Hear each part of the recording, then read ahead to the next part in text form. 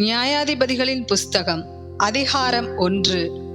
யோசுவா மரித்த பின் இஸ்ரவேல் புத்திரர் கர்த்தரை நோக்கி, கானானியரை எதிர்த்து யுத்தம் பண்ணும்படி எங்களில் யார் முதல் எழுந்து புறப்பட வேண்டும் என்று கேட்டார்கள். அதற்கு கர்த்தர், யூதா எழுந்து புறப்பட கடவன், இதோ அந்த தேசத்தை அவன் கையிலே ஒப்பு கொடுத்தேன் என்றார்.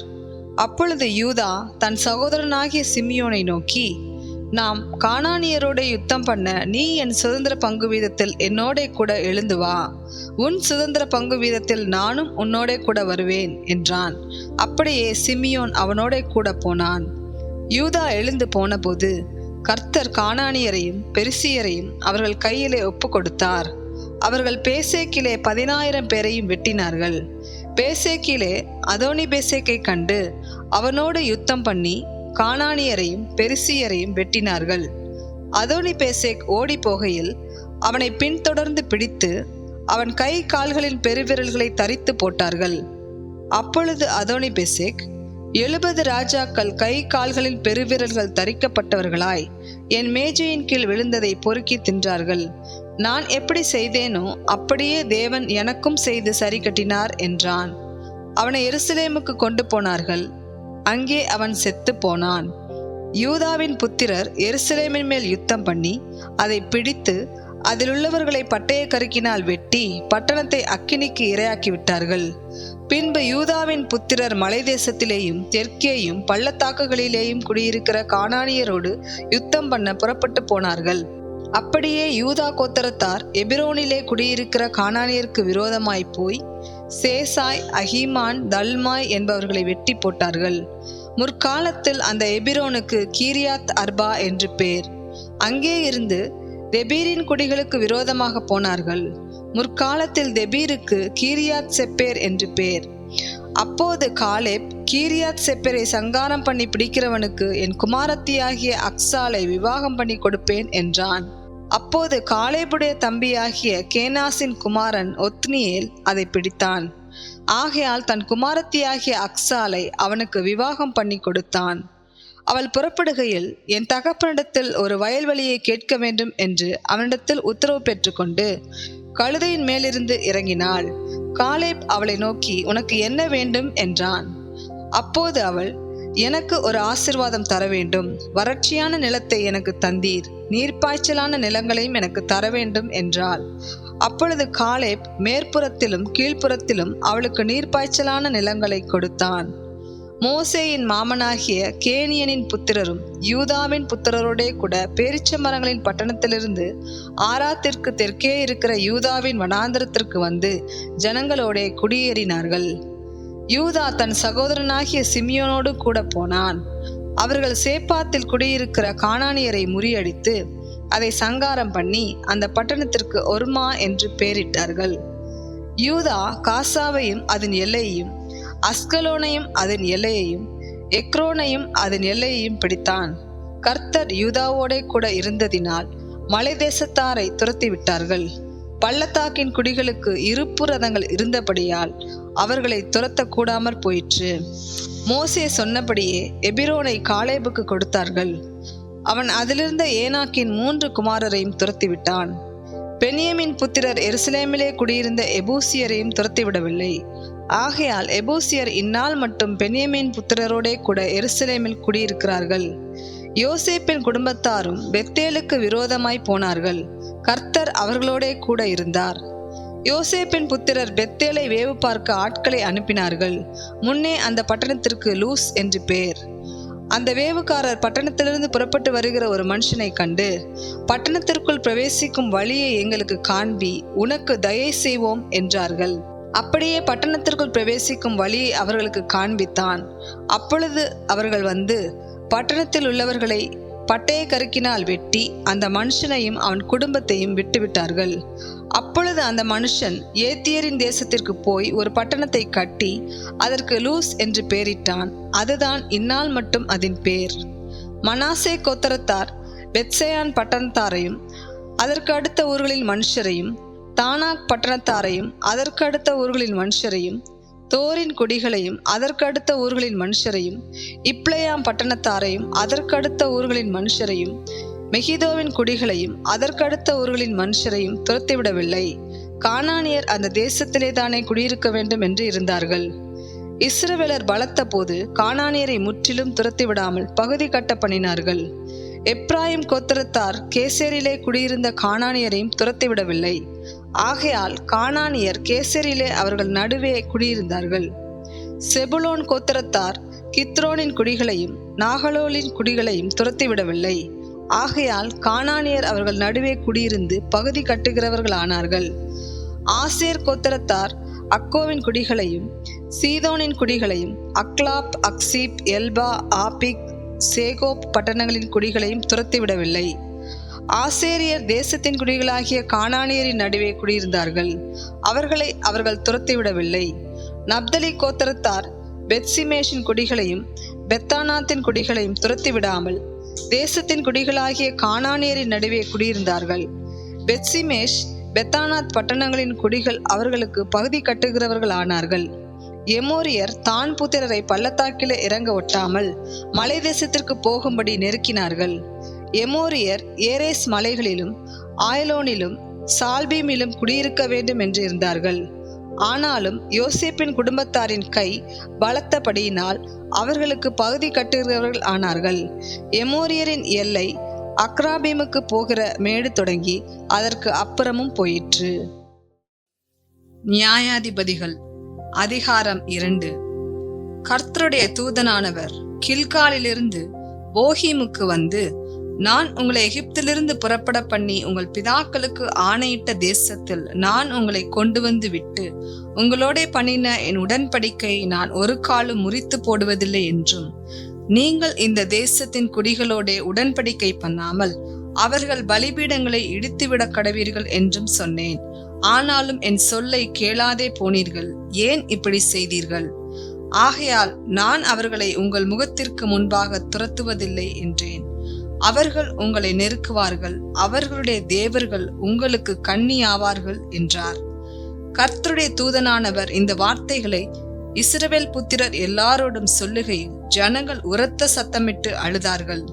அவ்விடத்திற்கு போகீம் என்று பெயரிட்டு அங்கே கர்த்தருக்கு பலியிட்டார்கள். யோசுவா இஸ்ரவேல் புத்திரராகிய ஜனங்களை அனுப்பிவிட்ட போது அவர்கள் தேசத்தை சுதந்திரித்துக் கொள்ள அவரவர் தங்கள் தங்கள் சுதந்திர வீதத்திற்கு போனார்கள். யோசுவாவின் சகல நாட்களிலும் கர்த்தர் இஸ்ரவேலுக்காக செய்த அவருடைய பெரிய கிரியைகளெல்லாம் கண்டவர்களும் யோசுவாவுக்கு பின்பு உயிரோடு இருந்தவர்களுமாகிய மூப்பரின் சகல நாட்களிலும் ஜனங்கள் கர்த்தரை சேவித்தார்கள்.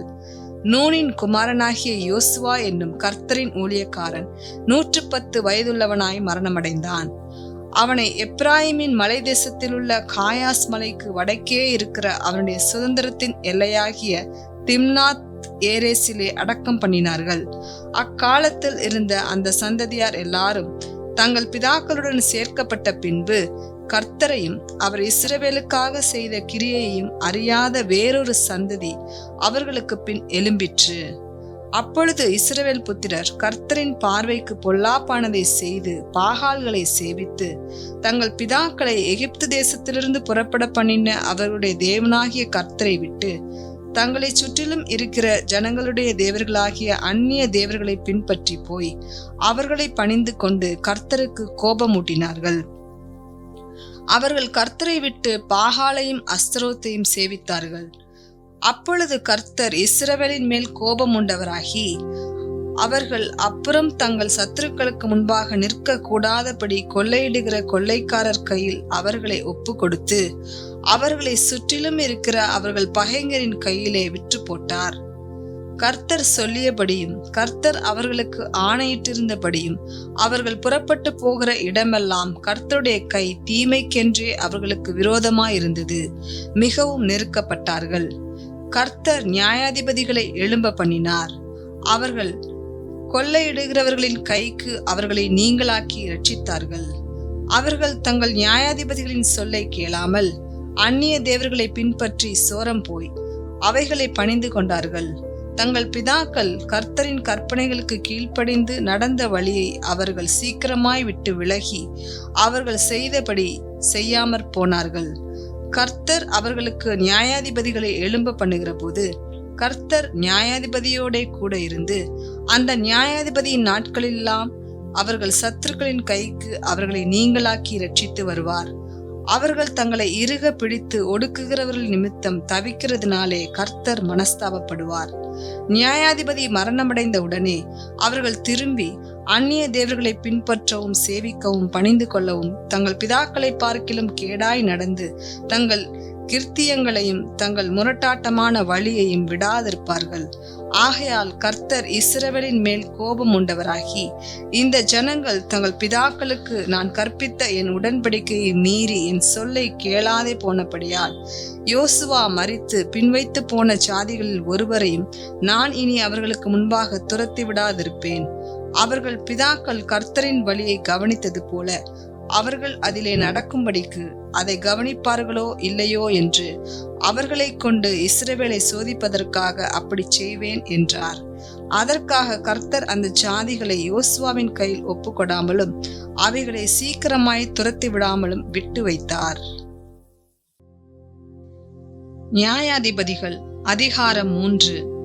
கானான் தேசத்தில் நடந்த சகல யுத்தங்களையும் அறியாதிருந்த இஸ்ரவேலராகிய அனைவரையும் சோதிப்பதற்காகவும் இஸ்ரவேல் புத்திரரின் சந்ததியாரும் அதற்கு முன் யுத்தஞ்செய்ய அறியாதிருந்தவர்களும் அவைகளை அறியும்படி பழக்குவிப்பதற்காகவும் கர்த்தர் விட்டு வைத்த ஜாதிகள் யாரென்றால், பெலிஸ்தரின் 5 அதிபதிகளும் சகல கானானியரும் சீதோனியரும் பாகால் எர்மோன் துவக்கி ஆமாத்திற்குள் பிரவேசிக்கும் வரைக்கும் லிபனோனின் மலைகளிலே குடியிருக்கிற ஏவியருமே. கர்த்தர் மோசேயை கொண்டு தங்கள் பிதாக்களுக்கு விதித்த கற்பனைகளுக்கு இஸ்ரவேலர் கீழ்ப்படிவார்களோ என்று அறியும்படி இஸ்ரவேலரை அவர்களாலே சோதிப்பதற்காக அவர்கள் விடப்பட்டிருந்தார்கள். இப்படி இஸ்ரவேல் புத்திரர் கானானியர், ஏத்தியர், எமோரியர், பெரிசியர், ஏவியர், எபூசியராகிய இவர்கள் நடுவே குடியிருந்து அவர்களுடைய குமாரத்திகளை விவாகம் பண்ணி தங்களுடைய குமாரத்திகளை அவர்கள் குமாரருக்கு கொடுத்து அவர்கள் தேவர்களை சேவித்தார்கள். இப்படி இஸ்ரவேல் புத்திரர் கர்த்தரின் பார்வைக்கு பொல்லாப்பானதை செய்து தங்கள் தேவனாகிய கர்த்தரை மறந்து பாகால்களையும் தோப்பு விக்கிரகங்களையும் சேவிக்கிற போது கர்த்தர் இஸ்ரவேலின் மேல் கோபம் உண்டவராகி அவர்களை மொசபெத்தாமியாவின் ராஜாவாகிய கூசான் ரிஷதாயிமின் கையிலே விற்று போட்டார். இப்படியே இஸ்ரவேல் புத்திரர் கூசான் ரிஷதாயிமை 8 வருஷம் சேவித்தார்கள். இஸ்ரவேல் புத்திரர் கர்த்தரை நோக்கி கூப்பிட்ட போது கர்த்தர் இஸ்ரவேல் புத்திரரை ரட்சிக்கும்படி காலேபின் தம்பியான கேனாசுடைய குமாரனாகிய ஒத்னியேல் என்னும் ஒரு இரட்சகனை அவர்களுக்கு எழும்ப பண்ணினார். அவன் மேல் கர்த்தருடைய ஆவி வந்திருந்ததினால் அவன் இஸ்ரவேலை நியாயம் விசாரித்து யுத்தம் பண்ண புறப்பட்டான். கர்த்தர் மெசபொத்தாமியாவின் ராஜாவாகிய கூசான் ரிஷதாயிமை அவன் கையிலே ஒப்பு கொடுத்தார். ஆகையால் அவன் கை கூசான் ரிஷதாயிமின் மேல் பலங்கொண்டது. தேசம் 40 வருஷம் அமைதலாயிருந்தது. கேனாசின் குமாரனாகிய ஒத்னியேல் மரணமடைந்தான். இஸ்ரவேல் புத்திரர் மறுபடியும் கர்த்தரின் பார்வைக்கு பொல்லாப்பானதை செய்தார்கள். அவர்கள் கர்த்தரின் பார்வைக்கு பொல்லாப்பானதை செய்தபடியால் கர்த்தர் எக்லோன் என்னும் மோவாபின் ராஜாவை இஸ்ரவேலுக்கு விரோதமாய் வழக்க பண்ணினார். அவன் அம்மோன் புத்திரரையும் அமலேக்கியரையும் கூட்டிக் கொண்டு வந்து இஸ்ரவேலை முறியடித்தான். பேரிச்ச மரங்களின் பட்டணத்தையும் பிடித்தான். இப்படியே இஸ்ரவேல் புத்திரர் எக்லோன் என்னும் மோவாபின் ராஜாவை 18 வருஷம் சேவித்தார்கள். இஸ்ரவேல் புத்திரர் கர்த்தரை நோக்கி கூப்பிட்ட போது கர்த்தர் அவர்களுக்கு பென்யமீன் கோத்திரத்தானாகிய கேராவின் மகன் ஏகூத் என்னும் இரட்சகனை எழும்ப பண்ணினார். அவன் இடதுகை பழக்கமுள்ளவனாயிருந்தான். அவன் கையிலே இஸ்ரவேல் புத்திரர் மோவாபின் ராஜாவாகிய எக்லோனுக்கு காணிக்கை அனுப்பினார்கள். ஏகூத் இருபுறமும் கருக்கும் 1 முழ நீளமுமான ஒரு கத்தியை உண்டு பண்ணி அதை தன் வஸ்திரத்துக்குள்ளே தன் வலதுபுறத்து இடுப்பிலே கட்டி கொண்டு காணிக்கையை மோவாபின் ராஜாவாகிய எக்லோனுக்கு செலுத்தினான். எக்லோன் மிகவும் ஸ்தூலித்த மனுஷனாயிருந்தான். அவன் காணிக்கையை செலுத்தி தீர்த்த பின்பு காணிக்கையை சுமந்து வந்த ஜனங்களை அனுப்பிவிட்டான். அவனோ கில்காலில் உள்ள சிலைகள் இருக்கும் இடத்திலிருந்து திரும்பி வந்து, ராஜாவே, உம்மிடத்தில் சொல்ல வேண்டிய ரகசியமான ஒரு வார்த்தை உண்டு என்றான். அதற்கு அவன் பொறு என்றான். அப்பொழுது அவனிடத்தில் நின்ற யாவரும் அவனை விட்டு வெளியே போய்விட்டார்கள். ஏகூத் அவன் கிட்டே போனான். அவனோ தனக்கு தனிப்புற இருந்த குளிர்ச்சியான அறை வீட்டில் உட்கார்ந்திருந்தான். அப்பொழுது ஏகூத், உம்மிடத்தில் சொல்ல வேண்டிய தேவ வாக்கு எனக்கு உண்டு என்றான். அவன் தன் ஆசனத்திலிருந்து எழுந்திருந்தான். உடனே ஏகூத் தன் இடது கையை நீட்டி தன் வலதுபுறத்து இடுப்பிலே கட்டியிருந்த கத்தியை உருவி அதை அவன் வயிற்றுக்குள் பாய்ச்சினான். அலகோடே கூட கைப்பிடியும் உள்ளே புகுந்தது. அவனுடைய வயிற்றுக்குள்ளே போன கத்தியை இவன் இழுக்க கூடாதபடிக்கு நினம் அலகை சுற்றி கொண்டு அடைத்தது. அது பின்புறத்திலே புறப்பட்டது. ஏகூத் புறப்பட்டு அறை வீட்டின் கதவை சாத்தி பூட்டி போட்டு கொலுக்கூடத்தின் வழியாய் போய்விட்டான். அவன் போன பின்பு ஊழியக்காரர் வந்து பார்த்தார்கள். இதோ அறை வீட்டின் கதவு பூட்டி இருந்தது. ஆகையால் அவர் அந்த குளிர்ச்சியான அறையிலே மலஜலாதிக்கிறாராக்கும் என்றார்கள். அவர்கள் சலித்து போக மட்டும் காத்திருந்தார்கள். அவன் அறை வீட்டின் கதவை திறக்கவில்லை. ஆகையால் ஒரு திறவுகோலை எடுத்து திறந்தார்கள். இதோ அவர்கள் ஆண்டவன் தரையிலே செத்து கிடந்தான். அவர்கள் தாமதித்து கொண்டிருந்த போது ஏகூத் ஓடிப்போய் சிலைகளுள்ள இடத்தை கடந்து சேராத்தை சேர்ந்து தப்பினான். அங்கே வந்தபோது எப்ராயிம் மலையில் எக்காலம் ஊதினான். அப்பொழுது இஸ்ரவேல் புத்திரர் அவனோடே கூட மலையிலிருந்து இறங்கினார்கள். அவன் அவர்களுக்கு முன்பாக நடந்து, என்னை பின்தொடர்ந்து வாருங்கள், கர்த்தர் உங்கள் பகைஞராகிய மோவாபியரை உங்கள் கைகளில் ஒப்பு கொடுத்தார் என்றான். அவர்கள் அவனை பின்தொடர்ந்து போய் மோவாபுக்கு எதிரான யோர்தான் துறைகளை பிடித்து ஒருவனையும் கடந்து போக ஒட்டாமல் அக்காலத்திலே மோவாபியரில் ஏறக்குறைய 10,000 பேரை வெட்டினார்கள். அவர்கள் எல்லாரும் புஷ்டியுள்ளவர்களும் பராக்கிரமசாலிகளுமாயிருந்தார்கள். அவர்களில் ஒருவனும் தப்பவில்லை. இப்படியே அந்நாளிலே மோவாப் இஸ்ரவேலுடைய கையின் கீழ் தாழ்த்தப்பட்டது. அதனாலே தேசம் 80 வருஷம் அமைதலாயிருந்தது. அவனுக்கு பிற்பாடு ஆனாத்தின் குமாரன் சம்கார் எழும்பினான். அவன் பெலிஸ்தரில் 600 பேரை ஒரு தாற்றுக்கோளால் முறியடித்தான். அவனும் இஸ்ரவேலை இரட்சித்தான். நியாயாதிபதிகள் அதிகாரம் 4. ஏகூத் மரணமடைந்த பின்பு இஸ்ரவேல் புத்திரர் திரும்ப கர்த்தரின் பார்வைக்கு பொல்லாப்பானதை செய்து வந்தார்கள். ஆகையால் கர்த்தர் அவர்களை ஆத்சோரில் ஆளுகிற யாபீன் என்னும் கானானியருடைய ராஜாவின் கையிலே விற்று போட்டார். அவனுடைய சேனாபதிக்கு சிசேரா என்று பேர். அவன் புரஜாதிகளுடைய பட்டணமாகிய ஆரோசேத்திலே குடியிருந்தான். அவனுக்கு 900 இருப்பு ரதங்கள் இருந்தது. அவன் இஸ்ரவேல் புத்திரரை 20 வருஷம் கொடுமையாய் ஒடுக்கினான். இஸ்ரவேல் புத்திரர் கர்த்தரை நோக்கி முறையிட்டார்கள். அக்காலத்திலே லிபிதோத்தின் மனைவியாகிய தெபோரால் என்னும் தீர்க்கதரிசியானவள் இஸ்ரவேலை நியாயம் விசாரித்தாள். அவள் எப்ராயிம் மலை தேசமான ராமாவுக்கும் பெத்தேலுக்கும் நடுவில் இருக்கிற தெபோராலின் பேரிச்ச மரத்தின் கீழே குடியிருந்தாள். அங்கே இஸ்ரவேல் புத்திரர் அவளிடத்திற்கு நியாய விசாரணைக்கு போவார்கள். அவள் நப்தலியிலுள்ள கேதேசில் இருக்கிற அபினோகாமின் குமாரன் பாராக்கை வரவழைத்து, நீ நப்தலி புத்திரரிலும் செபுலோன் புத்திரரிலும் 10,000 பேரை கூட்டிக் கொண்டு தாபோர் மலைக்கு போக கடவாய் என்றும், நான் யாபீனின் சேனாதிபதியாகிய சிசேராவையும் அவன் ரதங்களையும் அவன் சேனையையும் கீசோன் பள்ளத்தாக்கிலே உன்னிடத்திற்கு வர இழுத்து அவனை உன் கையில் ஒப்பு கொடுப்பேன் என்றும் இஸ்ரவேலின் தேவனாகிய கர்த்தர் உனக்கு கட்டளையிடவில்லையா என்றாள். அதற்கு பாராக், நீ என்னோடே கூட வந்தால் போவேன், என்னோடே கூட வராவிட்டால் நான் போக மாட்டேன் என்றான். அதற்கு அவள், நான் உன்னோடே கூட நிச்சயமாய் வருவேன். ஆனாலும் நீ போகிற பிரயாணத்தில் உண்டாகிற மேன்மை உனக்கு கிடையாது. கர்த்தர் சிசேராவை ஒரு ஸ்திரீயின் கையில் ஒப்பு கொடுப்பார் என்று சொல்லி தெபோரால் எழும்பி பாராக்கோடே கூட கேதேசுக்கு போனாள். அப்பொழுது பாராக் செபுலோன் மனுஷரையும் நப்தலி மனுஷரையும் கேதேசுக்கு வரவழைத்து தன்னை பின் செல்லும் 10,000 பேரோடே போனான். தெபோராலும் அவனோடே கூட போனாள். கேனானியன் ஏபேர் என்பவன் மோசேயின் மாமனாகிய ஓபாபின் புத்திரராயிருக்கிற கேனியரை விட்டு பிரிந்து கேதேசின் கிட்ட இருக்கிற சானாயும் என்னும் கர்வாலி மரங்கள் அருகே தன் கூடாரத்தை போட்டிருந்தான். அபினோகாமின் குமாரன் பாராக் தாபோர் மலையில் ஏறி போனான் என்று சிசேராவுக்கு அறிவிக்கப்பட்ட போது, சிசேரா 900 இருப்பு ரதங்களாகிய தன்னுடைய எல்லா ரதங்களையும் தன்னோடு இருக்கிற எல்லா ஜனங்களையும் புரஜாதிகளின் பட்டணமாகிய ஆரோசேத்திலிருந்து கீசோன் பள்ளத்தாக்கிலே வரவழைத்தான். அப்பொழுது தெபோரால் பாராக்கை நோக்கி, எழுந்து போ, கர்த்தர் சிசேராவை உன் கையில் ஒப்பு கொடுக்கும் நாள் இதுவே. கர்த்தர் உனக்கு முன்பாக புறப்படவில்லையா என்றாள்.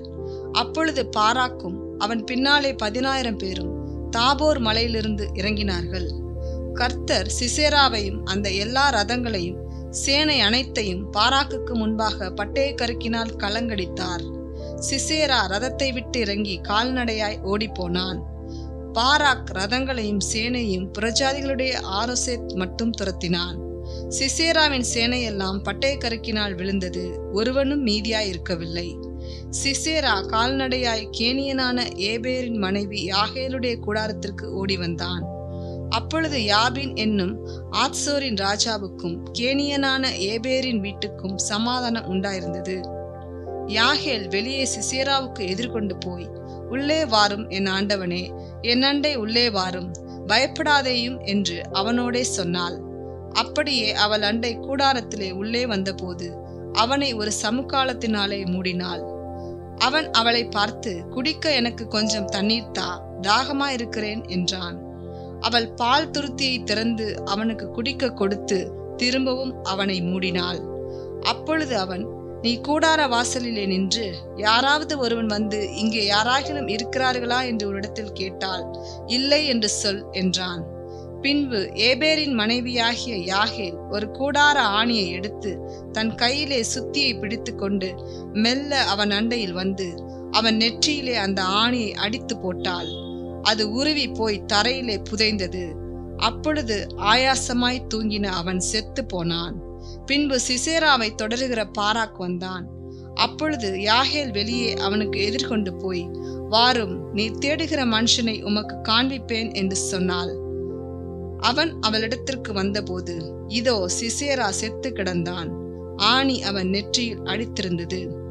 இப்படி தேவன் அந்நாளிலே கானானியரின் ராஜாவாகிய யாபீனை இஸ்ரவேல் புத்திரருக்கு முன்பாக தாழ்த்தினார். இஸ்ரவேல் புத்திரரின் கை கானானியரின் ராஜாவாகிய யாபீனை நிர்மூலமாக்கும் மட்டும் அவன் மேல் பலத்து கொண்டே இருந்தது.